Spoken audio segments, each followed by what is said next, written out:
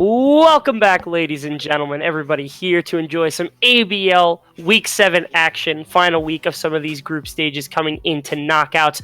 Unfortunately, my man Apple, he had to leave. But through your generous donations, they finally got a chance to fire me from the color position. And we picked up a legitimate color caster. Koyaki, welcome to the desk. Hi. I don't know how much legitimate it is, but let's go. That's great. Anyway, we have a nice matchup ready for you tonight. This first one is First Blood Marauders versus Lakeside Gaming. Most of these last few games are coming out of Group A. Lakeside currently leads with 3 wins and 1 loss, and First Blood Marauders sitting at 1-1. So taking a win here against Lakeside would put them in a nice position to strike for playoffs. All right, that seems pretty good. So we're in the pro draft. Yeah, I think we're ready, getting ready for the pro draft to kick off here between these two teams.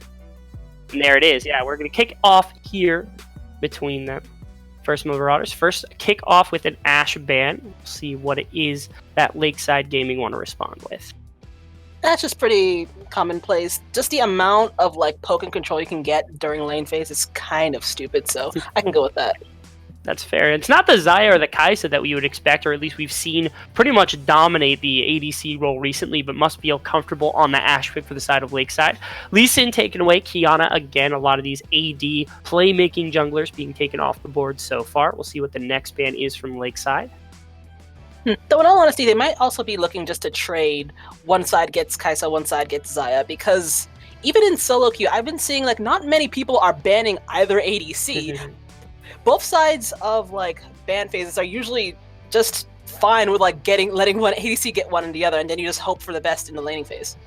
That's fair. Does that give an advantage to the red side because then they have priority on the support lane, or would you expect them to go towards other power picks in other lanes because they have that first pick priority after both the Kai'Sa and the Xayah? I would say that they should probably prioritize the solo lanes and the junglers, because for both ADCs, dang near any support can probably help them through the laning phase. It'll be more on their actual prowess as a player, more than the actual pick for their support. That's correct. And now First Blood Marauders round out their banning phase with this Kayle. I know you were complaining about Kayle before we started off. How do you feel about this champion? That's enough. We don't need any more from you right now. Go ahead. Well, at least from my solo queue experiences, she's not someone I want on my team.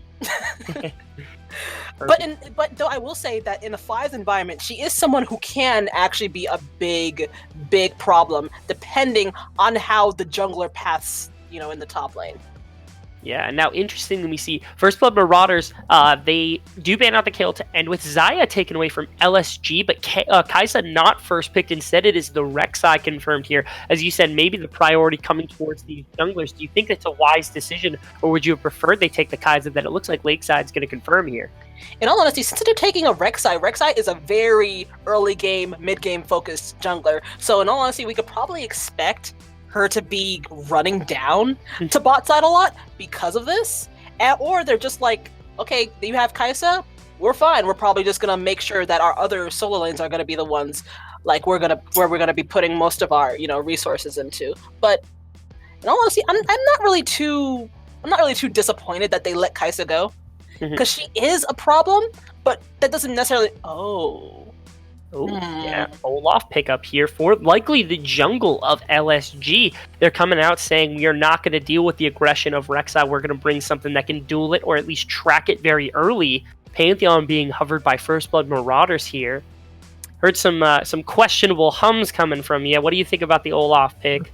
I'm not saying Olaf isn't necessarily a bad pick, but now you have 2 junglers who are very early game / mid game focused. And I'm actually kind of happy that they didn't pick the Pantheon, because if they pick the Pantheon as well, that's another solo lane that's more early game, mid game focused. And if LSG can somehow make it so that the game lasts 15-20 minutes and that Kai'Sa isn't behind, the late game is gonna get steamrolled on the side of LSG, and First Blood Marauders will have to try and find something. Ah, there we go. There we go. Ooh, okay. First Blood Marauders, they are calling out Frodo Baguette and his Kai'Sa here with a Rakan Vayne lane. Would you expect a support to come out here? What do you want to see into the Rakan Vayne? Do you see like Nautilus or Leona, something we've seen standards? Actually, they don't even let me finish. The Cassiopeia locked in very quickly from the side of Lakeside Gaming. Well, again, as I said, or at least in my opinion, when it comes to like things like Xayah and Kai'Sa, so many things can work with both of them that I don't, as you can see, since they didn't pick a support, they really would rather make sure they get their solo lanes out first. But it also seems with the Olaf, I think LSG is trying to have some sort of presence in the early game, or at least help these late game carries scale a little faster. That Morgana ban is actually... Yeah, I would expect that. It must be counter picks coming off to respond to the Rakan. Morgana's one of these. Another really good one is Leona. Leona is something that I would have thought that could go well with this Kai'Sa. Nautilus is something that pairs with Kai'Sa incredibly well as too, and it's pretty good into the Vayne. You can throw the ult on even when she goes invisible. It's going to hit her. Rakan gets shut down pretty well by him too. So there's plenty of supports that can be banned out. Just interesting to see Rakan or Morgana the support priority. Leona, the other one they're looking for. We're looking for the last ban. Orianna is the last ban on the side of Lakeside Gaming. Leona is taken away as well. In all honesty, they could also still pick something along the likes of Thresh here, because Thresh can flay Rakan out of his W. And also it's just Thresh. Very, very strong playmaking support. Yeah, that is the case. You have the Olaf to run people down. Kai'Sa to be able to ult into the backline, so there's plenty of access in terms of this fighting right now. Got to see what LSG opts for. They have a few seconds left on this last pick. I would think... All right, so it's going to be Olaf in the top lane. Sejuani is actually Nautilus. Yeah, okay. That was last second. Like, yeah, wait a minute. Kind of interesting to see. Why did pro draft though? Anyway.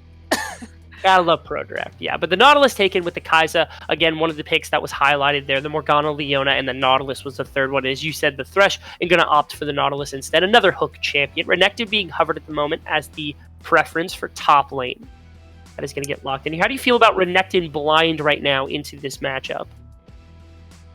Well, being blind, it's kind of gonna be a hit or miss, but because Spear of Sojin is a thing, Renekton has become less of an early game champion and more of a, once I get Spear, you can't kill me. That's certainly the case. Akali being hovered right now. There's a little flexibility between Renekton and Akali. They could throw the right matchup into a Cassiopeia, whichever one they would want. You would expect Renekton to be top lane, but certainly we've seen him in the mid lane, and the right matchup could absolutely aggress into Cassiopeia with the burst damage he brings. And Kled, the final pickup here, expected to go into the Renekton, not bad into the Akali either, with his healing reduction, his early game aggression. Just first impressions, what are you looking at with these compositions? Which do you like better? Like I said, just touch the surface for us. What's kind of poking out to you? In all honesty, I think LSG has a more comprehensive comp to FBM, mainly because I'm not really too sure what FBM is going for here. They do have the late game scaling of Vayne, they have Renekton, who is a Spear of Sojin abuser, and you have an Akali, which can really be hit or miss depending on the player. But for LSG, yes, they have some early game with the Olaf, who can literally just run people down. And then they have Kled, Nautilus, and Cassiopeia, who can lock down dang near anybody they want to, as long as they're positioned right. And then Kai'Sa is Kai'Sa. She's just there to burst damage anybody she gets in front of.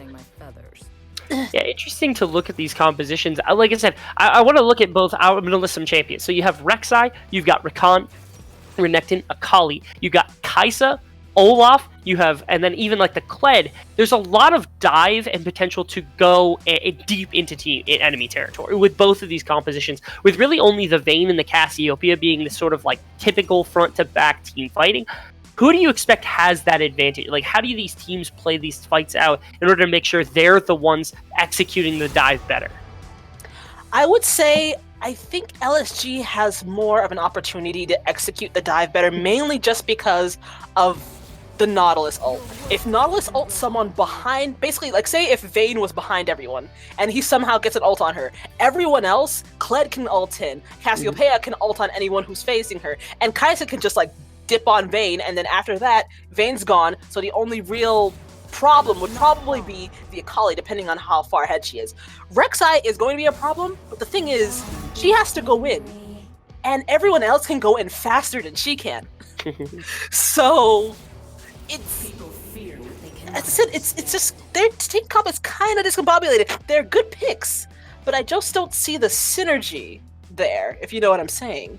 No, yeah, I understand that completely. Maybe the composition a little more disjointed than the side of LSG. It's a little bit of deathball coming from the side of LSG. You got Olaf and Kled to just run at champions. Then you can have Kai'Sa, Cassiopeia, and as you said, the Nautilus with the CC followed up. And as the other side, you know, as you said, Rek'Sai has a little bit of difficulty getting into the backline when the game comes. So let's talk about First Blood Marauders, this Rek'Sai pick. What do you want it to do early, especially into the likes of the Olaf? Like, where do you expect it to go? What do you expect pathing to look like? That kind of thing.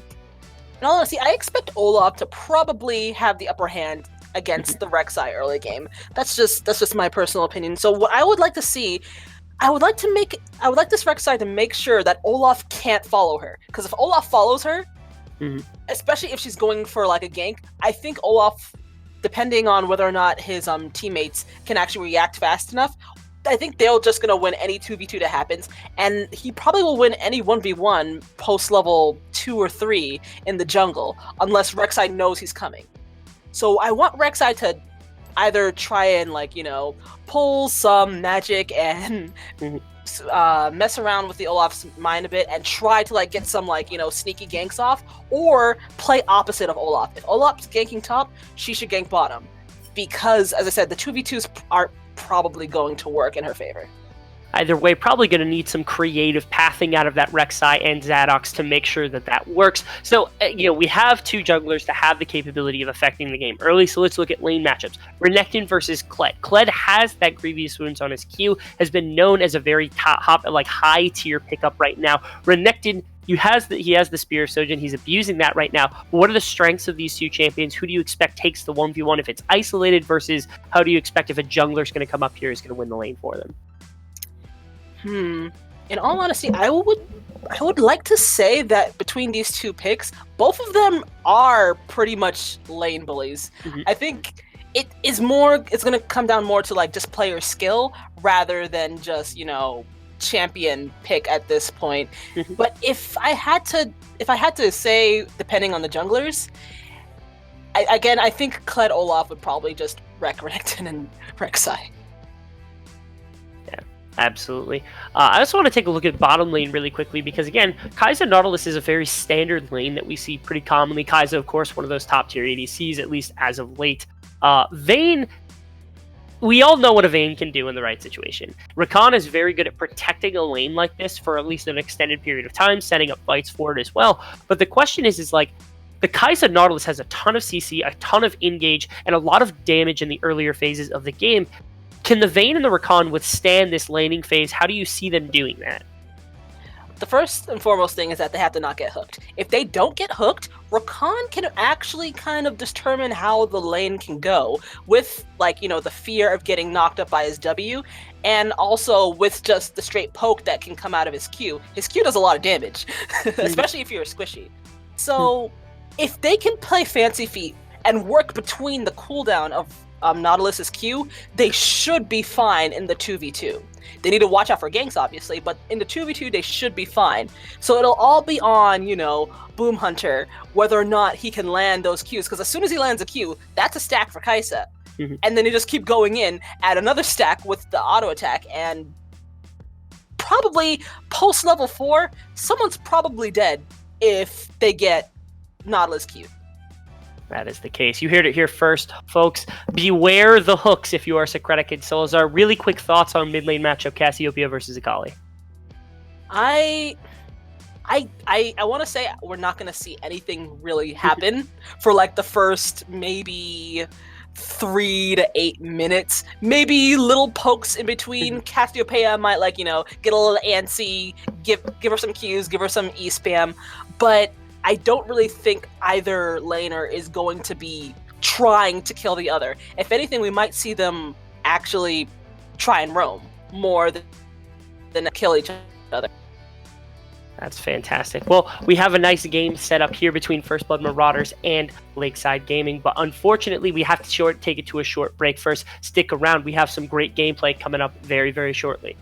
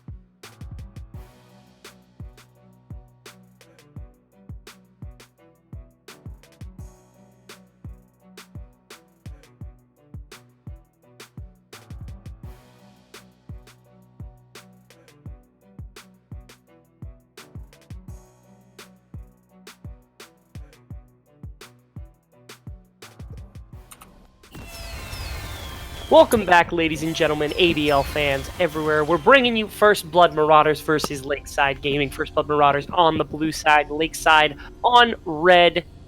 Game one of these two going to be a best of one as well. So winner takes all in this particular case.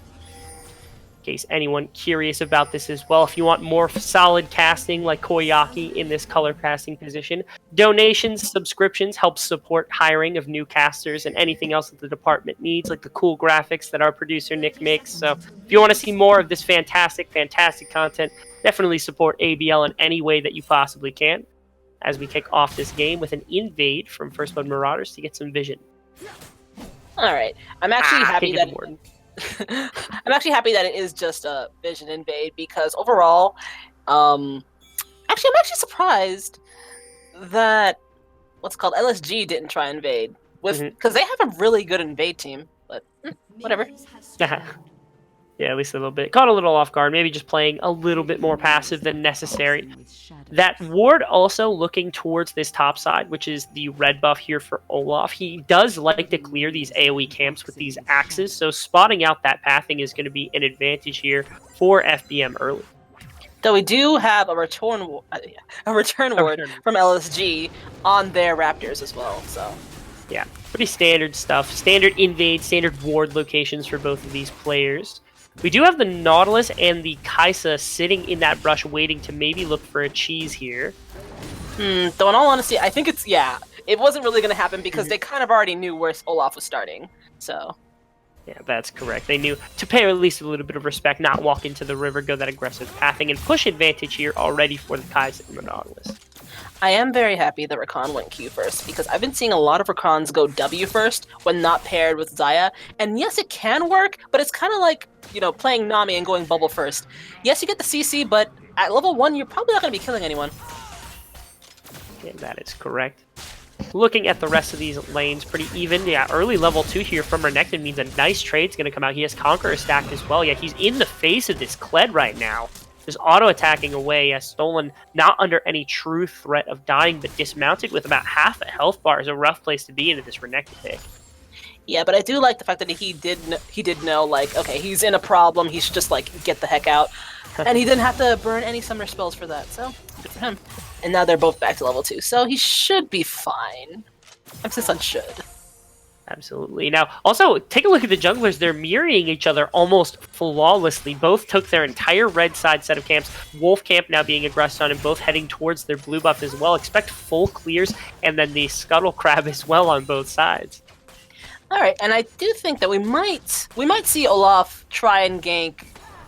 Actually, both sides. Oh, wait a minute. Nice little engagement. Yeah, just a hook onto Solar's there. No real threat. It didn't look like Kai'Sa was in position to punish that very well. All right, going back to the junglers. Once they, cleared their scuttles, I'm thinking that Rek'Sai might actually try and either go top. I'm not really too sure if she'll be able to get anything mid, so she might actually try and go top and, annoy that Kled a bit more. Bot lane would probably be a good ganking route for Olaf, but the problem is they work... Okay, the lane's reset, so he might be able to do something there. He might, yeah. W in from Solazar. He's going to get rooted up. Some auto-attack trades back and heal burst from Syncretic. Make sure there's nothing through. Oh my goodness. That Prey Seeker just about hit Solazar when the Ignite went down. That might have been his death, but certainly able to get out of that one scot-free for the most part. Oh, we see the Olaf. As I said, here he comes. Another nice hook onto Solazar. He's been hit with a couple here, but the heal's going to keep him alive, and Olaf gets zoned out by this Vayne. Nice play from Syncretic to keep his support alive. Rek'Sai, as you said, on the top side of the map, looking to be annoying towards this Kled. At least cancel the back. Might actually look to kill. Oh, he might have caught amazing. What? Wait, what just happened? Fighting in the mid lane. Stolen trying to chase down Zadox, but he's proxying this wave off, trying to get Renekton here. Not sure if Stolen's going to be able to get away from this one. Nice flash in. Hail of Blades coming through. We're going to see if this is a kill. E comes out. He's very little damage. Prey Seeker's finally going to get it, though. Nice final usage there. And Rek'Sai with the first blood. Yeah, all right. Oh, yeah, at least there's some action. That's good. And that's pretty nice. All right, so we got Kled using his TP to come back. Olaf is pathing topside. Is he going to go for his Krugs, or is he going to try and help that? Okay, he's going for his Krugs. Yeah, I believe he set it up so that he went red buff immediately to Krugs and then to Raptors, so he could wrap around and get all the rubber bands all the way back down for another full clear. He is an early game jungler, so you typically don't want to see him just pure farm it out, but that gank buff side didn't work early for him, so Rek'Sai just has the pure advantage now. Yep. So in all honesty, what we might see, especially since Rakan is down a flash, we might see Rek'Sai actually try and path her way bot side after her bot is back. Damage from the Kled, though. Almost bringing down Renekton. He hadn't gotten a back off yet, so no real damage was able to come out fast enough. He's going to back now. Not sure if he's going to burn the TP to come in here. Risky proposition with Olaf being on his top side as well, but that's going to come through. And now that Olaf has placed that ward, he should at least know if Rek'Sai is going to try and do any more sneaky business. Rek'Sai there's Rek'Sai. Yeah, walking towards the bottom side of the map right now. Now the thing is, we're going to have to see, is she actually going to wait for Rakan to come in? Yeah, Socratic tries really, really quickly. Zadok's going to come in here, gets a knock-up onto Frodo Baguettes. He has the heal, has the flash, TP's coming in. Knock-up from Rakan, and that's a kill for Zadok's already. TP's coming in as well. And the flash from Boom Hunter to hook out, make sure he doesn't go down as well. That's DTS as well. They're not going to have to go far to get back to his lane. Nice kill again on the gank from Zadok's. Yep, very good, very good. But I'm actually... Yeah, they don't really lose too much off of that. Oh, no. Ooh, aggression here. Yeah, Rose gets a nice miasma down to make sure DTS... for 6. Out. Ooh, good auto-attack trading, though, from DTS. The Dragon being aggressed on here from the side of FBM.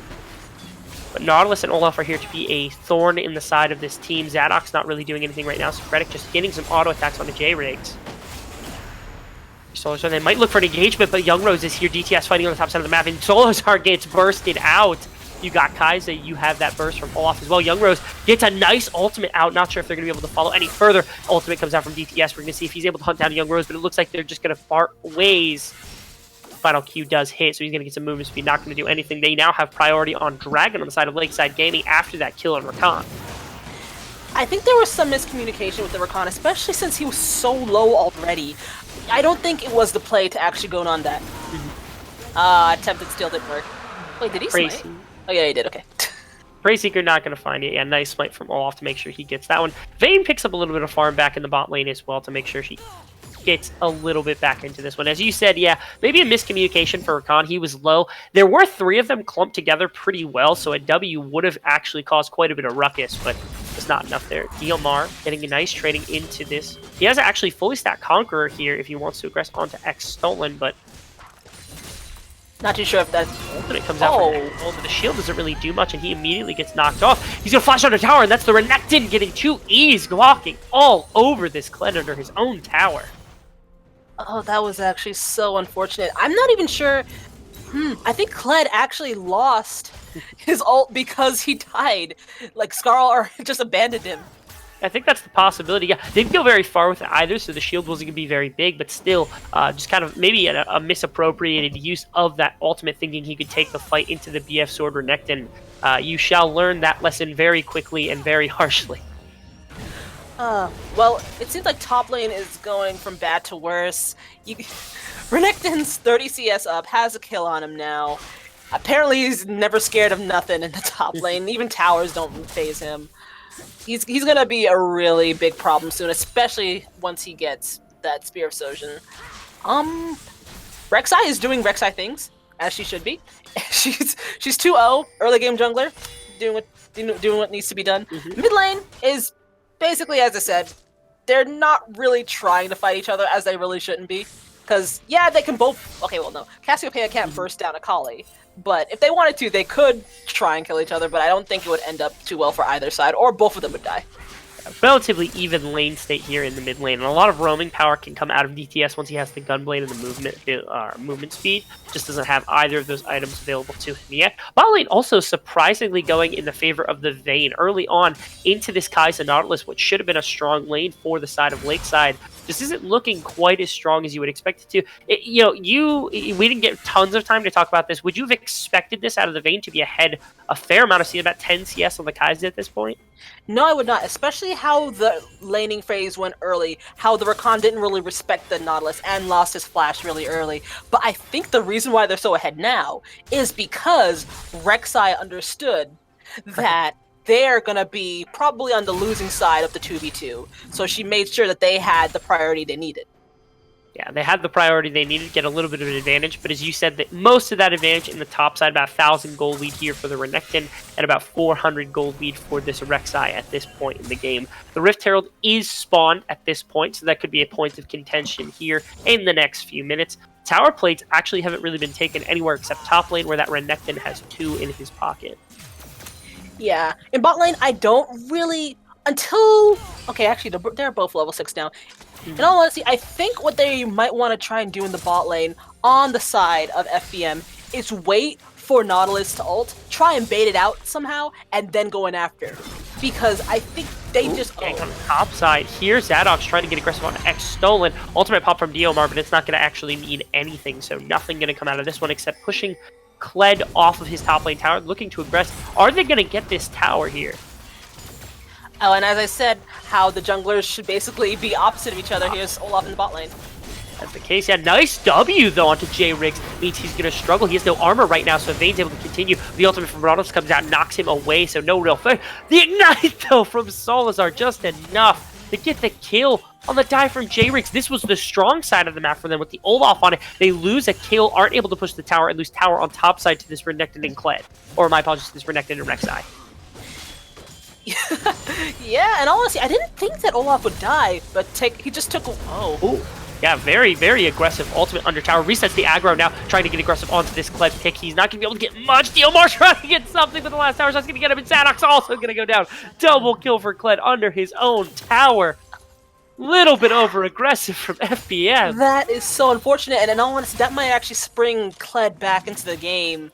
Oh, no. Yeah.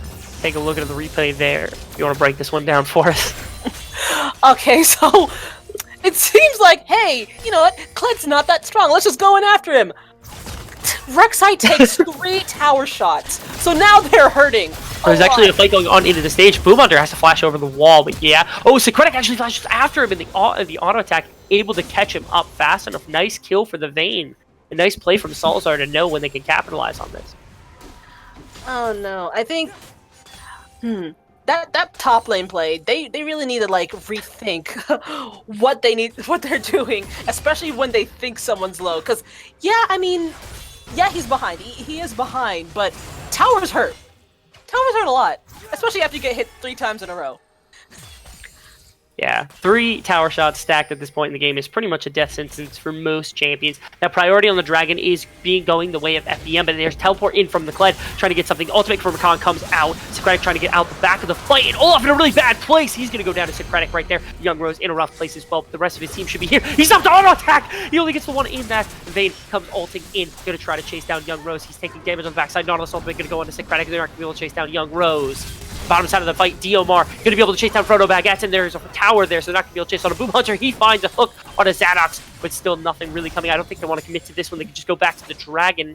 It's already taken down. Yeah, they just have to disengage the fight. Nice win from FBM. Hey, they learned that tower's hurt. Good. They didn't try and die this time. Alright, that was just really, really bad miscommunication and misplay from the side of LSG. That, I don't even know if they should have really committed that many resources to trying to get a Cloud Drake, in all honesty. They already have an Ocean. Yeah, the Ocean is certainly good for their laning phase, especially on a few of these champions like the Kai'Sa and like this Cassiopeia. So yeah, going a little overboard, getting a little overzealous. Also, the Olaf was just way too far up in that fight. He got abused very, very quickly, so... Yeah. Alright. In all honesty, it's starting to get to the point, we're at that 15-minute mark where both Rek'Sai and Olaf are probably gonna start losing their usefulness, you know what I mean? Yeah. Vayne is a problem now. She has her Bork. She's going to be a problem to this Nautilus and to this Olaf because they're going to be stacking that health. Same thing with Kled, actually, now I'm thinking about it. Yeah, really, really easy. Again, if you're able to stack up these champions around this Vayne, she should be able to play front to back very easily. DTS getting aggressive onto Young Rose here. Young Rose has the ultimate backup and available. There it is. Stalls out just long enough. Prevents DTS from engaging any further. No ultimate from him either for the continued chase. Nautilus in a rough position, though. Young Rose trying to heal back up on some of these Krugs. They're just going to walk out this top side fight, but the Rift Herald should be in the priority of FBM at this point.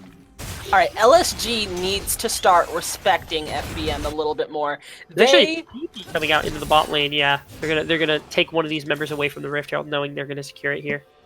Okay, as I was saying, they need to start respecting him a little bit more, and like just assume that if someone seems to be alone, unless you have the vision to back it up, they're not alone. They are not alone. They are actually, their macro play is actually pretty decent going into the, Ultimate W coming out of Olaf, but he's going to instantly pop that Ragnarok and be out perfectly safe. Does free up a little space, though. Without Ragnarok, the Olaf can't really contribute a ton to some of these fights, so this is going to free up Vayne and Salazar and Zaddox to push onto this top side of the map. I want to see if they're actually going to try and get this tower.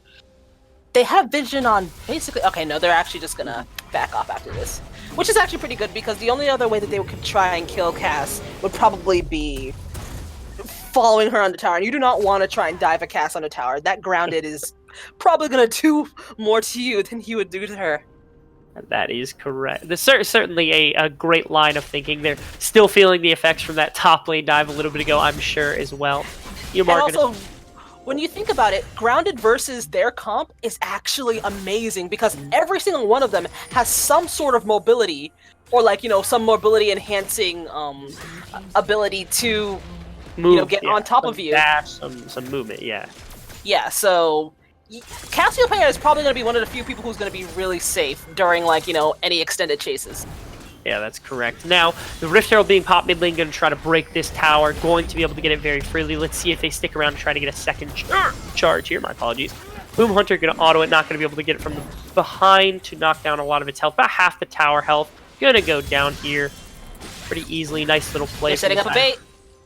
But they have all the vision here. They're actually collapsing on a Kled very, very quickly. See if you actually can see this coming. The tower is still there. Again, they have to be gun shy. The last time they dove a tower, it went very poorly, especially against this Kled, but they have more than one member. I think this is the right play for LSG, though. They are going for the mid lane tower. And there is Stolen going to get aggressed on. Very easy kill. They're able to, that time, make the tower work a lot better. But the response here from LSG is they're going for the mid tower here. They lose bottom tower, a little bit of tempo. Yeah, Rek'Sai's actually around this mid lane too to try to defend, so they could end up losing 2 towers in response here. It's going to be a little game of chicken. Yeah, is a game of chicken, as you said. Vayne getting free auto attacks off the wave is going to be gone pretty quickly. They get a nice engagement onto Zadox on this Rek'Sai. He's getting hunted down. The ultimate comes out to deny everything else. He's going to flash over the wall. He's going to be safe. Olaf going to flash and hunt him down. Boom Hunter actually secures that one with the ignite. Does stall out the push in the mid lane. In the meantime, 1 kill for 1 kill, 1 tower for 1 tower here.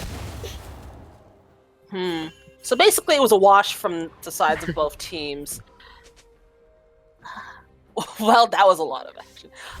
In all honesty, okay, it seems like Colette is not going to be too useful in and of himself for a while. If they leave Kled to be the one to answer to Renekton, Kled, all he can really do is clear waves at the moment. I don't think he's going to be trying to kill Renekton at any time. So if they see Renekton going off the split push, they're going to either have to try and get some priority at some on the opposite side of the map so that it forces Renekton to TP to where they are, or they're going to have to send 2 people down to take care of Renekton. Yeah, definitely a difficult champion to deal with at this stage in the game, especially now that he's getting close to that Black Cleaver being done. All that cooldown reduction and from the Spear of Sojin and that item can make him a menace, especially. Kind of a more lax game state at the moment. No neutral objectives up tower, so a little bit hard to push further out. So just some farm and some vision going down from the side of FBM. So at this point then, Lakeside has a composition. As you said, the Miasma can do a great job of peeling Young Rose. What is the intent here for them to come back in this game, take a lead, maybe even just like win off the back? Like what sparks their start to winning this game? I think the first and foremost is that they need to shut down Vayne. Either Kaisa or Cassiopeia needs to get the shutdown on Vayne. And once that happens, then they need to actually start playing the game a little slower. Because both junglers are, as I said, are starting to lose their usefulness. But I think Olaf on the more so, because he doesn't provide any CC besides a slow. He doesn't provide any, like, what's it called, utility. Because at least for Rek'Sai, she can at least sense when people are close by. He's just a big piece of meat that can hurt people.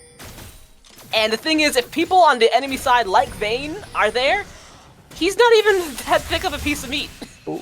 Eomar getting aggressed on in the bottom lane to Cassiopeia. You're going to be able to walk out of that one, though, pretty easily. Snake versus Crocodile, ladies and gentlemen. It appears we're not going to find out the answer to that question quite yet. Both make nice shoes, though. They do both make nice shoes. Yeah, a lot of control on this top side of the map towards the Baron. Look at all those wards. There's like a line of 4 wards all the way down the river here from the side of Epi and around the Baron, but they have no deep vision, and that's a really big focus from LSG, is making sure they can walk up to this Baron pit freely. Now clearing out some of this river ward, but that sweeper is actually going to expire. They're not going to get much else other than that 1 Tri-Brush ward.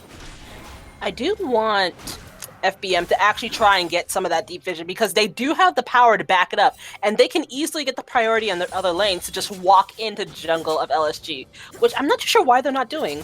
Oh. They all seem to just be running around at the moment, which isn't necessarily a bad thing, especially since they do have the scaling from Vayne. Akali she's not behind.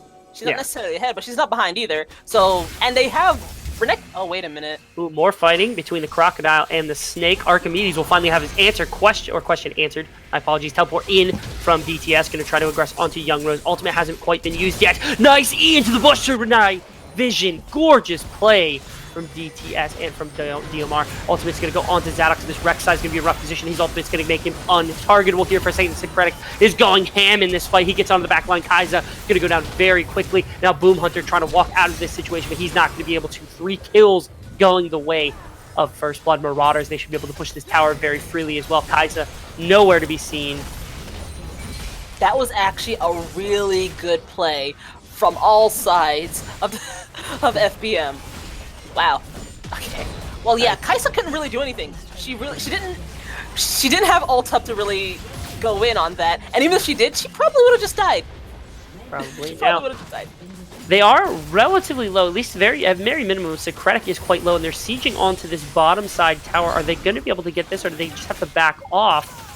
We actually see them backing off here, but unfortunately, yeah, Kled Ultimate's gonna come in from the side. Nice flank. He's in the thick of it right now. X-Fold gets out the back. Nice Cassiopeia Ultimate to set up a little bit more. J-Riggs is looking for something. He's gonna try to purpose load DTS, not gonna be able to do so quite. Yeah, he does find the final axe. That's gonna be one down. Diomar trying to get away, but he's gonna be rooted up as well, and he's gonna go down to the Olaf too. X-Stolen trying to chase people down on the Kled. W comes in from Solazar. He's gonna eat back out.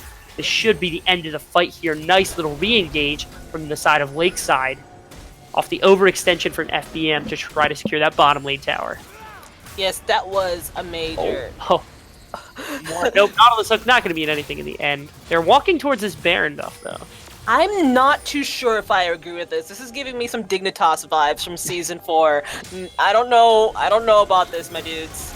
Yeah, very, very rough go of it. X-Stolen also needs to get remounted. There's the remount. TP is coming in from Cassiopeia after she cleans up some minions here. Okay, this might be a lot cleaner. And Zadox will be here. They're going to go onto the Kled immediately just to try to get him killed. Zadox get ulted by Nautilus. They still have the Baron damage coming through from the Cassiopeia. The Kaiser, that's a lot of damage to deal with. Zadox trying to get around the back of the pit and see if he can get a steal off. Not going to be able to get it instead. Going to be secured by this Olaf. Damage coming out onto the Olaf as well. He flashes the pit with the Ragnarok on. Now, Solazar gets bursted down as well. Socratic, very low health at this moment.